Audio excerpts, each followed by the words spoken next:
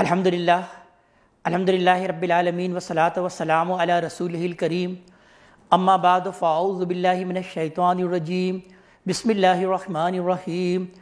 الف لام را کتاب انزلناہ الیک لتخرج الناس من الظلمات الی النور باذن ربہم الی صراط العزیز الحمید صدق اللہ العظیم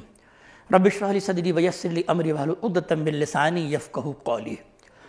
یہ سورہ ابراہیم کی پہلی آیت ہے رمضان المبارک کی اس بابرکت رات میں۔ آج ہم سب سے پہلے سورہ ابراہیم کے مضامین کے جائزہ لینے کی صحیح کریں گے۔ یہ سورہ ابراہیم سابقہ سورت سورہ رات کا جوڑا ہے اس اعتبار سے کہ سورہ رات کی آیت نمبر 41 میں ارشاد ہوا تھا کہ اولم یروا انا نأتی الارض ننقصها من اطرافها، کہ کیا یہ دیکھتے نہیں ہیں کہ ہم زمین کو اس کے اطراف سے کم کیے چلے جا رہے ہیں۔ اس میں قریش کو جو دھمکی دی گئی تھی اور مسلمانوں کو جو بشارت اس میں اشارے اور کنائے کے انداز میں موجود ہے، اس صورت میں وہ دھمکی اور وہ مسلمانوں کی بشارت کھل کر سامنے آ گئی۔ قریش پر یہ واضح کر دیا گیا کہ آج مکے کی سرزمین پر حق و باطل میں جو کشمکش برپا ہے، اس میں تم جس کلمہ باطل کے علمبردار ہو اس کی کوئی بنیاد زمین میں ہے اور نہ ہی آسمان میں ہے۔ اس کی مثال ایک شجرہ خبیثہ کی ہے جو بیک جنبش اکھاڑ پھینکا جا سکتا ہے۔ اگر یہ اب تک برقرار رہا تو اس وجہ سے نہیں کہ وہ کوئی مضبوط جڑ رکھتا ہے، بلکہ اس کی وجہ صرف یہ تھی کہ اس کو اکھاڑنے والے ہاتھ موجود نہیں تھے۔ اب اللہ نے وہ ہاتھ نمودار کر دیے ہیں، تو تم دیکھو گے کہ کتنی جلدی اس کا قصہ پاک ہوا چاہتا ہے۔ اس کے بالمقابل اسلام کی دعوت کی تمثیل اس سدا بہار شجرہ طیبہ سے دی گئی جس کی جڑیں پاتال میں اتری ہوئی اور جس کی شاخیں فضائے آسمانی میں پھیلی ہوئی ہوں۔ ضرب اللہ مثلا کلمۃ طیبۃ کشجرۃ طیبۃ اصلھا ثابت وفرعھا فی السماء، یعنی اللہ تعالیٰ اہل ایمان کو دنیا میں بھی مضبوط اور مستحکم کرے گا اور آخرت میں بھی ان کو سرخروئی بخشے گا، بشرطے کہ وہ صبر استقامت کے ساتھ اپنی دعوت حق پر جمے رہیں اور اس راہ میں پیش آنے والی آزمائشوں کا انہوں نے اللہ پر بھروسہ کرتے ہوئے مقابلہ کیا ہو۔ لہذا مسلمانوں کو نصیحت کی گئی کہ وہ نماز کا اہتمام رکھیں اور اپنے مال میں سے اللہ کی راہ میں چھپ کے بھی اور علی الاعلان بھی خرچ کریں۔ کل عبادی الذین آمنوا یقیموا الصلاۃ وینفقوا مما رزقناہم، کہہ دیجئے میرے ان بندے کو جو کہ ایمان لائے ہیں کہ وہ نماز کو قائم کریں اور جو بھی ہم نے رزق میں سے ان کو دیا ہے اس کو خرچ کریں، سروں و اعلانیہ،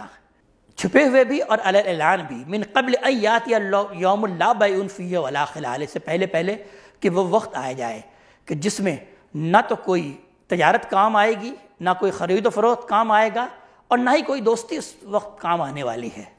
تو لہٰذا اس سے پہلے نماز کا بھی اہتمام کر لیں اور اپنے مال کو اللہ تعالیٰ کی راہ میں خرچ کر لیں۔ اس کے بعد ان حقائق کو تاریخ کی روشنی میں واضح کرنے کے لیے حضرت موسیٰ علیہ السلام اور دوسرے انبیاء علیہ السلام کی سرگزشتوں کے ان پہلوؤں کے طرف اس سورہ میں اشارات ہیں جن سے اصل مدعا کی تائید ہوتی ہے۔ آخر میں حضرت ابراہیم علیہ السلام کے سرگزشت کا حوالہ دے کر یہ واضح فرمایا کہ وہ کس مقصد کے لیے اپنے وطن سے ہجرت کر کے اس وادی غیر ذی زر میں آئے تھے، اس سرزمین کے لیے انہوں نے کیا دعا کی، اس میں اپنے اولاد کو بساتے ہوئے ان کے دل میں کیا ارمان تھے اور انہوں نے اپنے رب سے ان کے لیے کیا چاہا اور کیا مانگا۔ یہ باتیں سنانے سے مقصود قریش کے سامنے ان کی اپنی تاریخ کا آئینہ دکھانا تھا تاکہ وہ اندازہ کر سکیں کہ ان کو کیا بننا تھا اور بدقسمتی سے وہ کیا بن گئے۔ پھر اس کے بعد قرآن حکیم کی 15ویں سورت سورہ ہجر کا آغاز ہوتا ہے ان الفاظ سے کہ الف لام را تلک آیات الکتاب وقرآن مبین۔ سابقہ صورت یعنی سورہ ابراہیم کے آخر میں کفار کے لیے جو وعید اور نبی کریم صلی اللہ علیہ وسلم کے لیے جو تسکین و تسلی مجمل الفاظ میں وارد ہوئی تھی وہ اس صورت میں بالکل سامنے آ گئی ہے۔ چنانچہ ہم دیکھتے ہیں کہ آیت نمبر 1 سے 15 میں نبی کریم صلی اللہ علیہ وسلم کو تسلی دی گئی کہ یہ قرآن بجائے خود ایک واضح حجت ہے، یہ کسی خارجی نشانی یا کسی معجزے کا محتاج نہیں ہے۔ جو لوگ اس کو آج جھٹلا رہے ہیں وقت آئے گا کہ جب وہ اپنی بدبختی پر ماتم کریں گے، ان کو ان کے حال پر آپ چھوڑ دیں، یہ چند دن اپنی خود فراموشیوں میں مگن رہ لیں، اس قوم کی ہلاکت کے لیے اللہ کی طرف سے ایک وقت مقرر ہے۔ آیت نمبر 16 سے 25 میں قرآن کی دعوت کی صداقت کی جو نشانیاں آفاق میں موجود ہیں ان کی یاد دہانی کرائی گئی۔ ان نشانیوں کے ہوتے ہوئے کسی معجزے کے ظاہر ہونے کی کیا ضرورت باقی رہ گئی ہے؟ پھر 26 سے 48 میں قصہ آدم و ابلیس کی ابتدائی ماجرے کی یاد دہانی کرائی گئی، جس سے مقصود یہ واضح کرنا ہے کہ کفار کی گمراہی کا اصل مصدر کیا ہے اور ابلیس کی ذریات نے ان کو جس ضلالت میں پھنسایا ہے بالآخر اس کا انجام کیا ہونا ہے۔ شیطان کے فتنوں سے محفوظ رہنے کے لیے متقین کی فوز و فلاح کی طرف ایک اجمالی اشارہ بھی کیا گیا۔ پھر 49 سے 77 تک حضرت ابراہیم علیہ السلام کے پاس آنے والے فرشتوں کے واقعے کی یاد دہانی، جو اس بات کا ثبوت ہے کہ اللہ اپنے بندوں پر بڑا مہربان ہے اور ان پر دردناک عذاب لانے والا بھی ہے۔ وہی فرشتے جو حضرت ابراہیم علیہ السلام کے بیٹے کی بشارت لے کر آئے، اور وہی فرشتے جو قوم لوط کے لیے سائقہ عذاب بن کر نمودار ہوئے۔ آخر میں کفار کو توجہ دلائی گئی کہ تم لوط کی بستیوں پر سے آئے دن گزرتے ہو، تم ان کے انجام سے عبرت کیوں نہیں حاصل کرتے؟ آگے چل کر آیت نمبر 78 سے 84 تک قوم شعیب اور قوم سمود کے انجام کی طرف اجمالی اشارہ کیا گیا۔ قوم لوط کی طرح قوم شعیب اور قوم سمود کے آثار پر سے بھی قریش کو اپنے تجارتی سفروں میں گزرنے کا موقع ملتا ہی رہتا تھا۔ مطلب یہ ہے کہ اگر دیکھنے والی آنکھیں ہوں تو قدم قدم پر ان مفسدین کے لیے انجام کے آثار موجود ہیں۔ یہ کیا ضروری ہے کہ جب اپنے ہی اوپر سب کچھ نازل ہو جائے تبھی ان کی آنکھیں کھلیں؟ آیت نمبر 85 سے 99 تک نبی کریم صلی اللہ علیہ وسلم کے لیے تسکین و تسلی دی گئی کہ ابھی خوبصورتی کے ساتھ ان لوگوں سے درگزر کر دیں، ان کے کیے کا سارا انجام ان کے سامنے آ جائے گا۔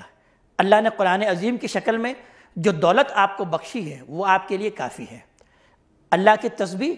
اور نماز میں مشغول رہیں، فسبح بحمد ربک وکن من الساجدین، کہ آپ تسبیح کرتے رہیں اپنے رب کی حمد کے ساتھ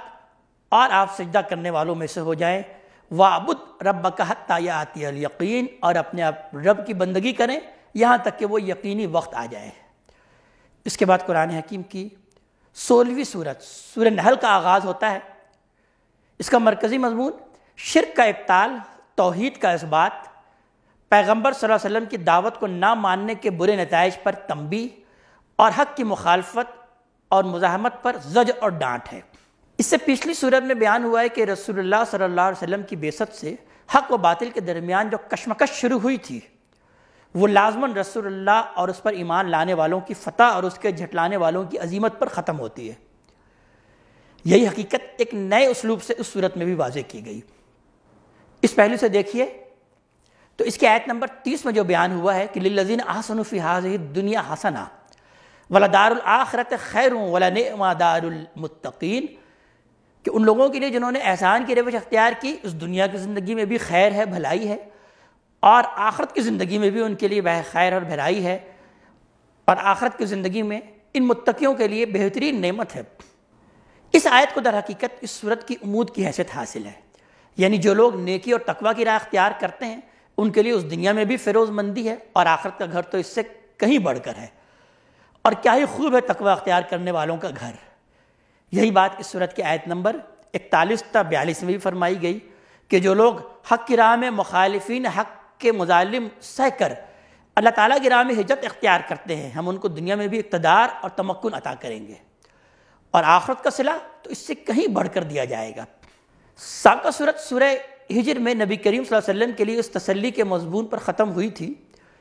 کہ آج جو لوگ آپ کے انذار اور آپ کی تنبیہ و تذکیر کا مذاق اڑا رہے ہیں،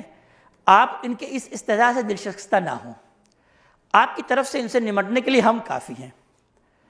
اس مضمون کے بعد یہ صورت بغیر کسی تمہید کے ان متکبرین ہی کو خطاب کر کے یوں شروع ہو گئی کہ اتا امر اللہ فلا تستعجلوہ سبحانہ وتعالی عما یشرکون، کہ آ گیا ہے اللہ تعالیٰ کا حکم جس کی جلدی مچا رہے ہیں،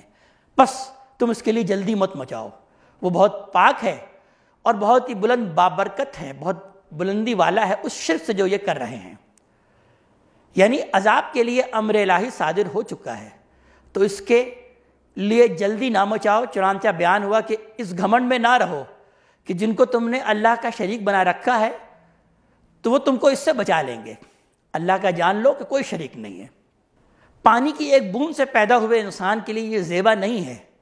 کہ وہ اللہ سے جھگڑا کرے کہ مرنے کے بعد ان کو کون دوبارہ پیدا کر سکتا ہے۔ اس دنیا میں اللہ کی ربوبیت اور اس کی پروردگاری کی جو نشانیاں ہر قدم پر موجود ہیں وہ اس بات کی شاہد ہیں کہ اس کا خالق نہایت ہی مہربان اور رحیم ہے۔ وہ ایک دن ایسا ضرور لائے گا جس میں تمام معاملات کا فیصلہ کرے گا۔ اگر اللہ چاہتا تو سب کو راہ ہدایت پر ہی کر دیتا، لیکن اس معاملے میں اس نے جبر کو نہیں پسند فرمایا، بلکہ یہ چاہا کہ لوگ اپنے اختیار و انتخاب سے ہدایت کی راہ اختیار کریں۔ پھر توحید کے دلائل دیے گئے کہ اس کائنات کے مختلف اجزاء میں جو باہمی سازگاری ہے وہ اس حقیقت کی نہایت واضح دلیل ہے کہ ایک ہی حکیم و قدیر کا ارادہ اس پوری کائنات میں کار فرما ہے، اس میں کسی اور کی شرکت نہیں ہے۔ تو جو لوگ دوسرے معبودوں پر تکیہ کیے بیٹھے ہیں اور آخرت سے نچنت ہیں وہ اپنے اس گھمنڈ کی سزا ایک دن ضرور بھگتیں گے۔ اس کے بعد قرآن اور اس کی تعلیمات سے متعلق متکبرین کی رائے اور ان کے رویے کی طرف اشارہ کیا گیا